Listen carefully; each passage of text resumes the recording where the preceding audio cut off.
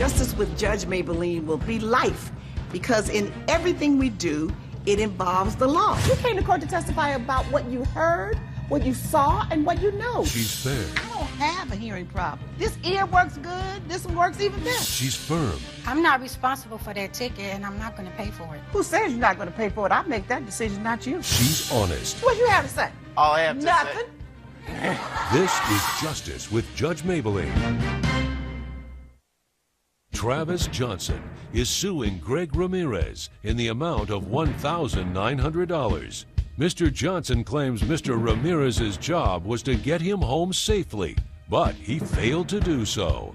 Mr. Ramirez claims he did everything he could to help, but the plaintiff was belligerent. In the matter of Travis Johnson versus Greg Ramirez, you're suing your friend, Mr. Ramirez, for medical bills that you incurred as a result of a car crash, and you say that he's at fault because he left you hanging. Yes, Your Honor. Instead of being the designated driver, you had an undesignated driver. That's right. This is an interesting theory, so I really want you to explain it to me. Absolutely. Okay. So I am Travis Johnson, and this is my friend and classmate, Greg Ramirez. Greg and I were friendly in undergrad, but we really got close as members of the same MBA program at the same university. After just finishing our final, Greg had invited me out for a drink, and I don't drink. I had my fill in my undergrad years, and I didn't like the guy that I became, and so I don't really drink a beer, maybe two. Greg had invited me out for a beer, and because of my drinking habits, or lack thereof, I had volunteered to designated drive for Greg. Oh, so you, okay. We had You gotten, volunteered to designate drive for him. For him. Because he drinks a lot. Well, I wouldn't say that for certain, but you know, I thought I would do the right thing and volunteer, because I don't really drink. So we had gotten to the bar, sharing one beer, like I had said, for about 15, 20 minutes or so, and I had gotten a call from my mother. I stepped away from the table, went outside, and I got the news that my father had passed away. That must have been pretty devastating. Yeah, he had been suffering from cancer for a while, but things were looking up, so it came as a shock to me. Sorry to hear that. Thank you. I appreciate that. And so Greg had noticed that I was gone for a while, saw me pretty upset outside, and joined me and tried to comfort me, and I was kind of at a crossroads. I could either go home and sort of wallow in my sadness and this new information, or continue my evening with Greg. And at his insistence, he said, "Come inside. Drinks are on me. I'm done drinking for the evening. Drinks are on me. I'll be your designated driver this evening. And moreover, give me your car keys." And I made him promise me 3, 4 times, promise that he would take care of me. And he agreed. He had been providing me some shots, a couple of beers. The night had gone on and continued in that way. Was he still drinking? He was not. He was true to his word, and he was responsible up until a point, the point in which he left me at the bar, in my state, disconsolate, angry, and I didn't know what to do. Left you at the bar with your keys and your car. He took my car. He took my car and left me at the bar, drunk, sad, angry, and confused. You left him at the bar? No, not Took his car? No, ma'am. You encouraged your friend to keep drinking, promised to drive him home, or no, promised to take care of him, to be his designated driver. Am I right? That is correct, Is that ma'am. the truth so far? Yes, ma'am. And you kept feeding him drinks, ordering drinks, and paying for them. Correct. And you stopped drinking. I did. I had half a beer, and that's where I stopped when I offered to take over and be his designated driver and so provide. Suddenly you leave with his keys and his car? There was a lot in between that happened leading to that point. Okay, fill me in. Fill me in. Simply, as I said, I volunteer for taking responsibility of you, given your state, your emotional state. I'm going to provide you with some beer, some drinks, and at some point, I guess it became too much for him. He started, shifting moods from being aggressive, being sobbing, and I got a little bit frustrated because he began to even become aggressive with me. At some point, we needed to go home, so prior to that, I got him some food and water, in which he only took maybe a bite or two. I was trying to take my responsibility into action and try to get him a little bit more sober so that we can at least be okay to leave. However, he just slammed anything I would give him that was not alcohol. At some point, I went to the bathroom, came back from the bathroom. He was mingling with some people. They seemed very frustrated with him. I come and grab him. He shoves me a couple times that I had to do that. At that point, after a few shoves, I lost it. I'm like, you know what? I warned him, hey, you know what? Let's go. Let's go. Let's go. He was refusing. He was just not having it. At that point, I'm like, you know what? Fine. I'm gonna go. I'm letting you know. I'm gonna leave. Give me a call whenever you're ready to come home. You don't tell a Wait a drunk minute. person So you to call told him, you. I'm going to go with your car and with your keys? Yes. I was gonna leave him with the keys. Then I would fully be responsible if something would have happened and he would have left with his own car. And But he's already in a drunken state. And you think he's understanding, call me when you're ready to come? He's not ready to come now. He was not a complete mess where I can make the judgment call there. They're like, okay, he's listening, he's reacting. He said, okay, go, I'll call you, or get me an Uber, whatever. I'm like, perfect. That's a good agreement right there. So from there on, I'm like, I'm frustrated myself too. The expectation that I should have to call you when I'm drunk. My father just died. You were my guardian for the evening. And you I was understand consulting that, right? you. And I was consulting you, but you were not even having that either. It's just like you just forgot who I want. You didn't So he just recognize became me. a sloppy drunk for the night. Exactly, ma'am. Exactly. Coming up on Justice with Judge Mablean. When I woke up, the car, the driver were gone. A kind soul passed by, happened to take me to the hospital. A good Samaritan. A good Samaritan. And later, So I checked my voicemail, and she decided to tell me over voicemail that she was pregnant with my kid. Justice with Judge Mablean. If you'll be in the Los Angeles area and want to bring your case to court, call 1-888-552-6878. You're watching Justice with Judge Mablean. We're back with the case of Travis Johnson, who is suing Greg Ramirez for $1,900. So then what happened? Back to you. In my state, I had made the poor decision to then get into a car with a virtual stranger who I suppose I had fostered a relationship with at the bar. I guess we talked that we lived in the same area and he had offered to drive me home. On the way home, I don't know if the driver was drunk or sober, but he had crashed the car, and that crash knocked me out. When I woke up, the car, the driver were gone. I had blood streaming down my forehead. And a kind soul passed by, happened to take me to the hospital. A good Samaritan. A good Samaritan. At the hospital, I had to get 4 stitches right here. Over your eyes. Over my eye. Wow. So you had a big gash. A big gash. You said the car was gone. The car that you were in was gone? The car that I was in was gone. The driver, gone. It was just me on the side of the street. At which point, at the hospital, I had filed a police report. I suppose the police maybe thought that I had been the one driving. And I had called Greg. And I said, Greg, what happened? How could you leave me there? Ooh.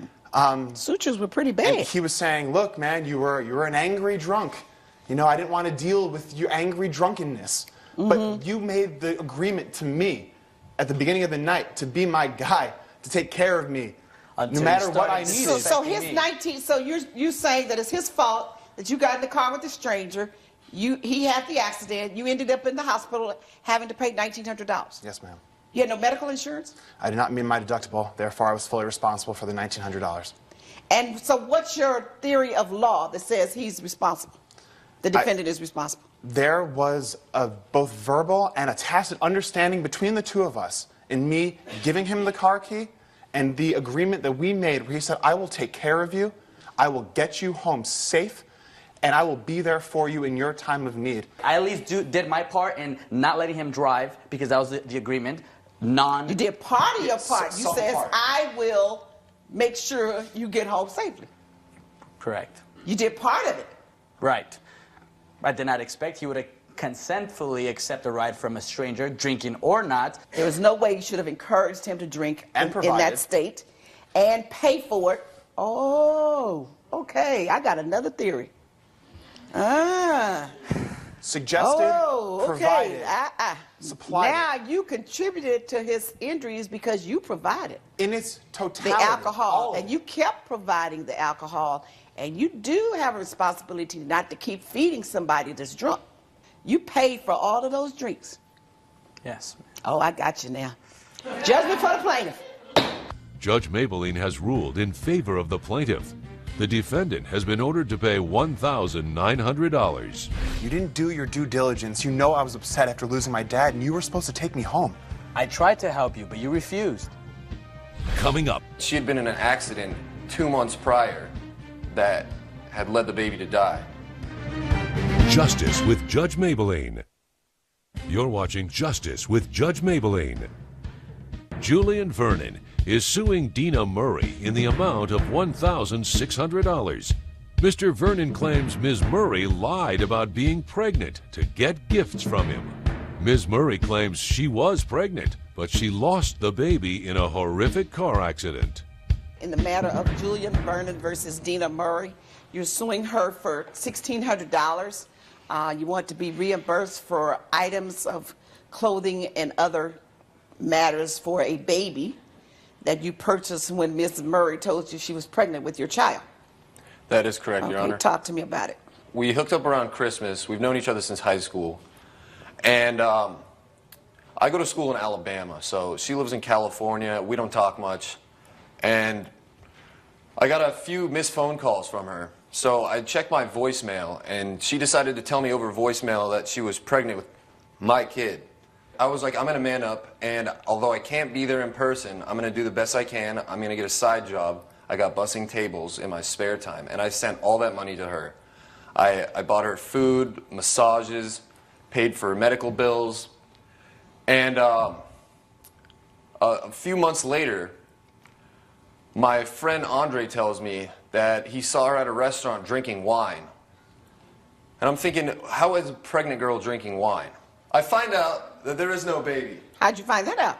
I had my friend do a little investigation after he saw the wine drinking. Went over to her house and asked about it.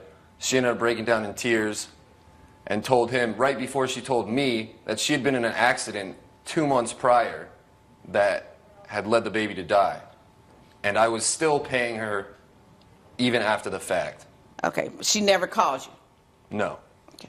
I tried reaching out to her multiple times, several times a week, and she wasn't responding to my calls. I read something in preparing for the case that said she used social media, and you never saw her on social media with any pictures of her pregnancy. Yeah, of course, we're friends on Facebook, so I would expect, you know, girls are always posting, like, pictures of their stomach, you know, expecting, and I saw nothing of that sort from her. Okay, so she told you she lost the baby, just like that. A bit more tears, but that was the gist of it. Coming up, I was petrified. Honestly, I was. I think you're a liar.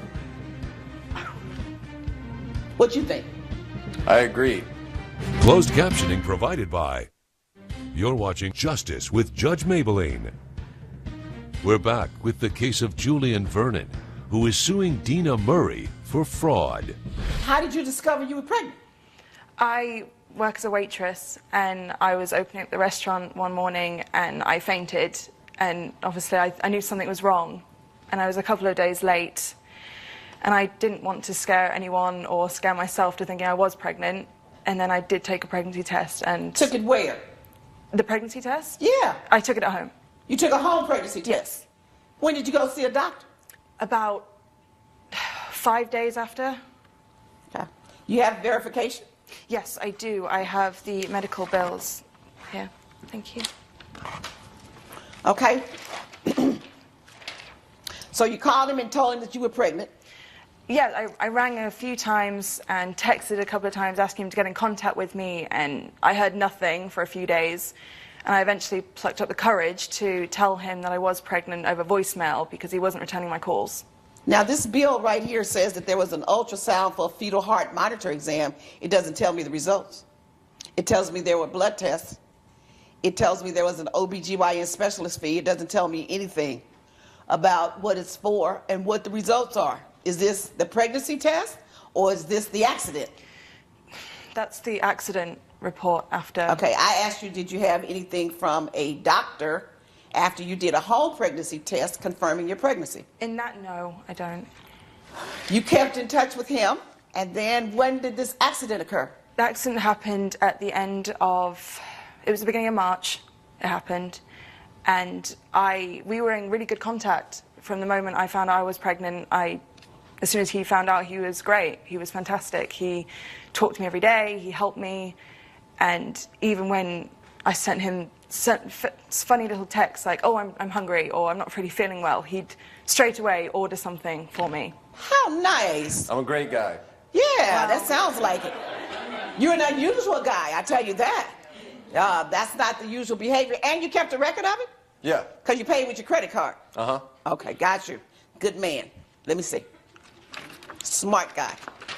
All right, then what, Ms. Murray? And we were in good contact, and I thought, this could be great. We could have a connection as a mother and father, if not as a couple.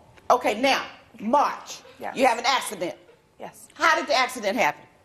I was at a stop sign coming home from work. Here go the tears. And I was at a stop sign, and I went to go, but the car behind me carried on moving and hit the back of my car. And what happened? And straight away, I didn't think there was much damage done at all, but with the hormones, the baby hormones, and I just didn't really know what was with the hormones going on. I didn't really know what was happening. I was scared for the baby first of all, so I called my mum and dad straight away, and they came and got me, and we went to the hospital, and that's where the medical report comes in. Where's the accident report? It's just here. Thank you.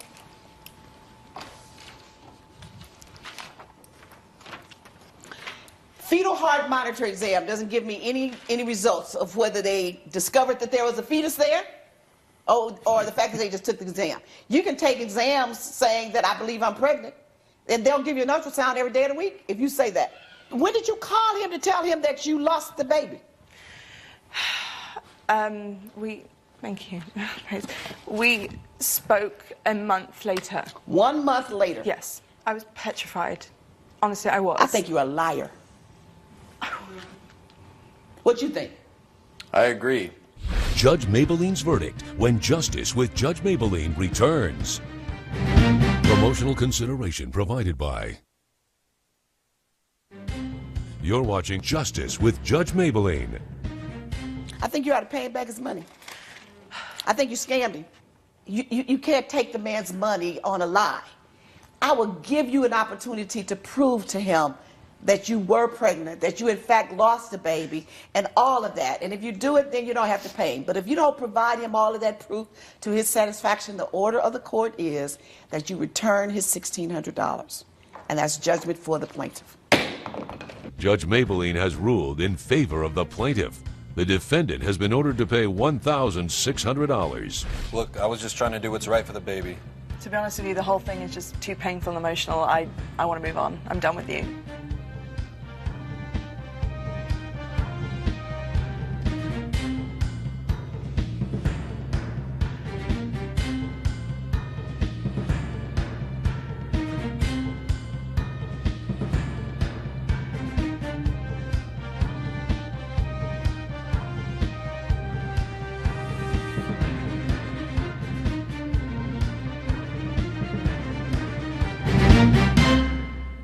This has been a production of Entertainment.